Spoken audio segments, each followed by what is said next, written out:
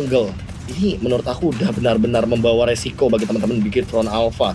Tapi balik lagi, back again in the day, alasan dari AG mengambil Cloud artinya mereka ingin insurance late game. Mereka mau asuransi late game yang lebih pasti lagi untuk bertanding nanti ketika Yuzong dan juga Lilia lebih bisa bermain di stage mereka. Dan inilah dia untuk game kedua, langsung saja Papulung dan juga Ranger Emas, take it away.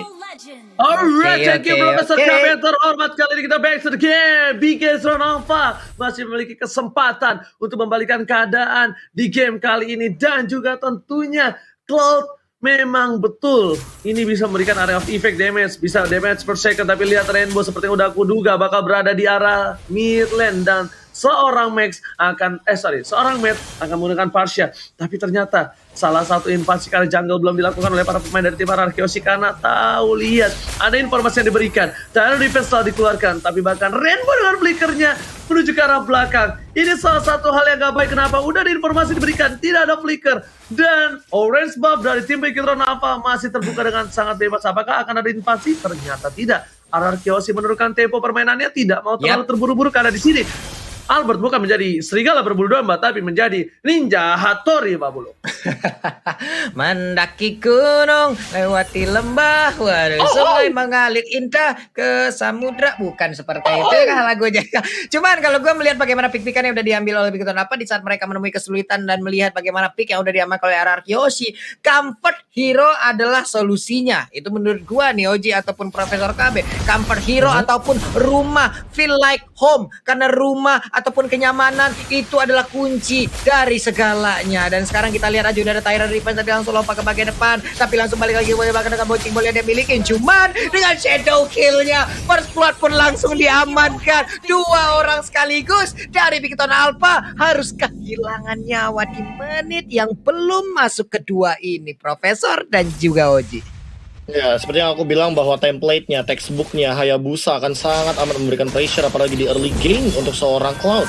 Saya balik lagi, kalau misalkan mereka berhasil untuk membawa ini ke late game, mereka punya Cloud, mereka punya Varsha, artinya late game insurance mereka lebih pasti dari Bigetron Alpha. Tapi ternyata Sin yang akan menjadi korban karena ganking yang dilakukan ke arah bawah akan membuahkan hasil untuk kill, tapi tidak dengan objektifnya. Karena dari sisi turret ini masih jauh banget untuk teman-teman dari Bigetron Alpha. Sementara mereka harus kehilangan Turtle di menit yang kedua, Ranger Emas. Alright, dan bahkan dari bottom lane seorang Brands kali ini belum mendapatkan purple buff-nya. Lihat, purple buff-nya terreset begitu saja. Finn seorang diri. Lihat, Brands langsung kabur dengan mirror image-nya. KYY pun harus mau nggak mau harus ganggu pergerakan dari seorang Finn. Tapi ternyata di sana Coach Shadow udah mulai masuk. Belum ada shadow kill. Ditahan begitu saja. Satu buah shadow kill ke arah depan, ke arah belakang. Kembali lagi dan Vader Strike berhasil menjemput Dalian Lilia was a little girl. Kali ini berhasil kabur dari satu buah Vader Strike, berhasil kabur, tidak berhasil ditumbangkan begitu saja. Tapi Pak Puluh di sini concernnya adalah Bigetron. Kita tahu adalah tim yang sangat-sangat kuat untuk membawa game ini ke arah late game. Dan karena mereka pede akan hal itu, mereka mampu menggunakan seorang Cloud dan tinggal mereka mengeksekusi. Karena kalau menurut aku bilang, kalau misalnya Brands nanti bisa sampai ke late game, kalau Brands mampu bisa berada masuk ke arah backline dengan posisi terbuka dan bebas, ini sangat-sangat tidak bisa ditahan oleh Ararkioshi. Dan bahkan langsung ada Tyrant dikeluarkan begitu saja bersama dengan satu buah triple swipe, blazing dua ke arah belakang dan bahkan memberikan hasil. Para Rainbow dapat satu poin dan lagi-lagi Bangsin harus tumbang. Meanwhile di tengah sana Albert masih mendapatkan satu poin. Setidaknya ada oleh-oleh untuk para pemain dari tim Ararkioshi. Papulung dan Papulung silakan. Satu untuk dua player lewat Pike barusan ini akan menjadi hal yang sangat cukup worth it untuk bisa diamankan oleh Bigetron Alpha. Lihat aja di atas sana dengan Black Dragon Form dia mencoba untuk menyelamatkan diri tapi masih ingin lebih, mencolek sedikit ke arah Xbox-nya, maju lagi. Udah ada hardcut dari Angela yang langsung masuk ke arah tubuh dari Yuzong-nya. Dia pun tidak bisa bertahan, bahkan untuk Angela-nya tertinggal. Masih ada Clay yang bisa memberikan backupan. Tidak jadi, kehilangan player jauh lebih banyak sekali. Hanya saja di bagian tengah KYY hampir bisa dihabiskan oleh Alpha dengan menggunakan Hayabusanya. Sedikit lagi HP tersisa dan juga KYY pun menjadi korban untuk kali ini, Oji. Miscalculation yang dilakukan oleh seorang R7 kali ini menumbangkan dia di arah top lane. Tapi ternyata Albert menukarnya lagi dan lagi. Albert ini memang sayang sama abang-abang aliennya. Kenapa? Karena Albert selalu memberikan hadiah-hadiah ketika Araki Hoshi ditumbangkan. Oke, gue kasih lo buat tangan, 1 point kill, 1 buat turtle. Itu hadiah yang cukup baik dan cukup indah untuk abang-abangnya. Tapi di depan top lane sana, lihat, Sin gak bisa keluar rumput. Dan bahkan PYN kali ini bersama dengan Clay udah berada di arah bottom lane. Apakah Sin bakal maju ke depan? Rainbow juga sudah berada di arah rumput. Siapa yang melakukan ganking untuk pertama kalinya? Rainbow memberikan informasi di sana ada 3 orang. Matt, ganteng, mundur yuk ganteng gitu Pak Pulung. Kalau ganteng mundur ya. Berarti kita-kita yang tua-tua ini ya udah maju aja gitu. Tapi walaupun tubuhku tua tapi tidak dengan cintaku yang bisa bertahan sepanjang masa ya. Oci dan juga KB kalian dengarkan itu. Oke, walaupun tubuhku rentah tapi akan kubela perjuangan cintaku sampai ke titik nafas terakhir. KB Pulu dengar itu. Iya, walaupun bisa dibilang tertinggal dalam waktu yang lama, tapi kita akan bertemu di waktu yang terbaik nantinya. Itemization ya, kita bisa lihat ada Immortal yang cukup unik dari Rivo, tapi kali ini Triple Swift dan Teamfight kali ini bakal menjadi kerugian kalau seandainya Araki Hoshi akan kalah di Teamfight kali ini, Ranger Mas.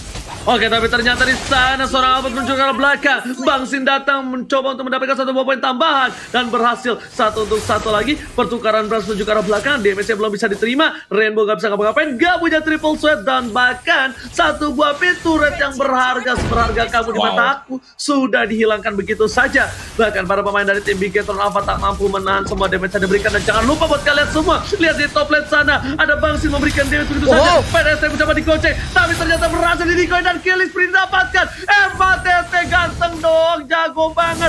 Dan bahkan lihat Bang Sin yang sudah timbang sekarang berada di snake video shutdown didapatkan. Dan lupa support momen kalian seperti momen yang tadi. 3 versus 1. 1 versus 3 clutch situation terakhir kalau kata Profesor KB. Silakan.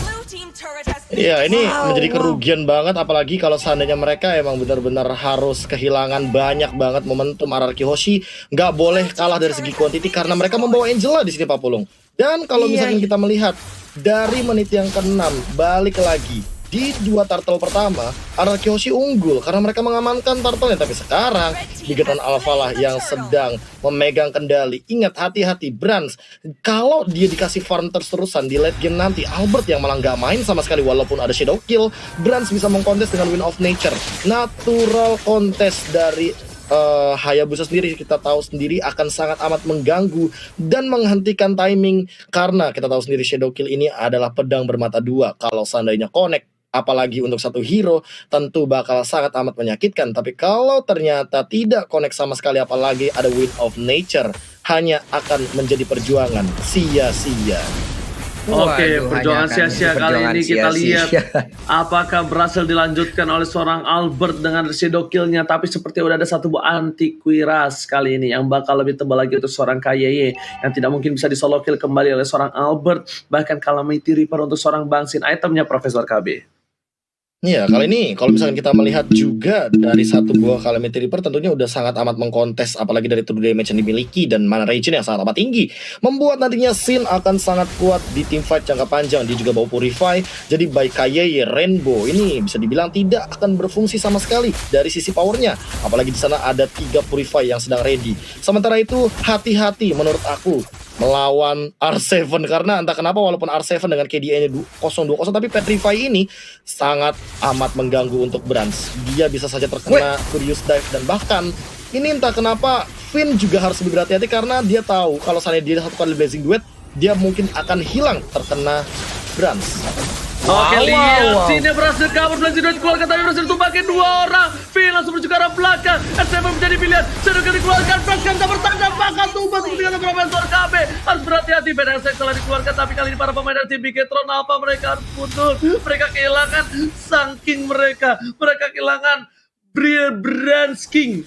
Brans King kali ini tidak bisa bertahan pas Pam Brans ternyata gagal untuk mengawal pergerakan dari sang presiden Brans Pak Pulung. Ya sebelumnya nih udah ada player gold, player living mandiri dengan Brans, Floreal goldnya jauh lebih tinggi. Hanya saja tadi ada sebuah pergerakan yang dilakukan oleh Clay itu bagus banget. Dia nahan Black Shoes-nya untuk bisa mempertahankan pergerakan dari Cloud agar tetap berada dengan dirinya. Di saat itu ada timing yang sangat pas juga R7 yang udah dimasukin oleh Hardguard, yang dimasukin langsung oleh Angela-nya itu bisa menabrak langsung, memberikan damage terhadap Brans. Brans pun menghilang lewat fight barusan. Seperti itu Profesor KB, dari apa yang gue lihat barusan, bener apa enggak tuh kira-kira? Ya, yang sudah aku prediksikan juga bahwa sebenarnya walaupun R7 dari tadi ya KDA-nya tidak terlalu baik dalam konotasi 0-2-0, tapi dengan Petrify yang ia bawa ini cukup mengerikan karena Brans di backline tentu akan sangat amat bisa dibilang berbahaya sekali, apalagi dengan ya kita tahu sendiri itu ada slow effect dari Clay dan tidak adanya battle mirror image membuat damage dealt dari Clay bahkan tertinggi untuk di game kali ini di 10 menit game kita. Walaupun di level 10 yang bisa dibilang belum menyentuh ke level belasan 11-12, tapi entah kenapa slow effect yang diberikan ke arah KYE aja udah sampai dengan 49.000 dan bahkan mendinai banyak sekali kemungkinan bagi teman-teman Bigetron Alpha karena apalagi udah ada glowing one, bakaran damage dari Clay tentu akan sangat mengganggu Purify and that's the fight kali ini Ranger Mas. Oke, langsung coba dipasang begitu saja. Sanity telah keluar oleh seorang Ripo, tapi lihat R7 ke arah belakang. Burung dari seorang Matt menjadi pilihan. Brans masih mengeker. Brans masih menyimpan sebuah blazing duet yang akan dia keluarkan begitu saja. Informasi telah diberikan oleh seorang Alpha. Di depan sana ada seorang Brans. Tapi para pemain dari tim RRQ mereka nggak punya source skill. Mereka nggak mau terlalu terburu-buru. Mereka juga nggak mau lord. Yang pasti mereka harus memaksakan ke arah Ripo. Brans mencoba take over. Paling Star telah dikeluarkan. Immortal ini tidak pakai satu buah blazing duet. Brans telah dikeluarkan begitu saja. Albert siap standby di arah belakang, mencoba mencuri tapi triple swipe yang fight from Rainbow. Shutdown pergerakan dari seorang Albert. Triple swipe yang ditahan. Trigger disiplin yang dilakukan. Rainbow berhasil memberhentikan pergerakan memberhentikan pergerakan Albert. Mencuri seorang Brans kali ini. What a play from Rainbow. Bukan sembarang murid Profesor KB. Kali ini kita lihat Lord sudah dicicil. Lord coba dibuka. Karena dikeluarkan. Pin menjadi pilihan. Purify telah dibuka. Gak bakal kayak udah tidak bisa apa-apa. Tapi lihat Mega Kill mendapatkan Retribution dan pakat Lordnya kali ini reset kembali. Reset kembali. Nggak mau terlalu terburu-buru. Tidak ada Retribution ternyata. Mereka berdua semuanya lebih memilih untuk mundur. Kalau bahasa Inggrisnya retreat Pak Pulung.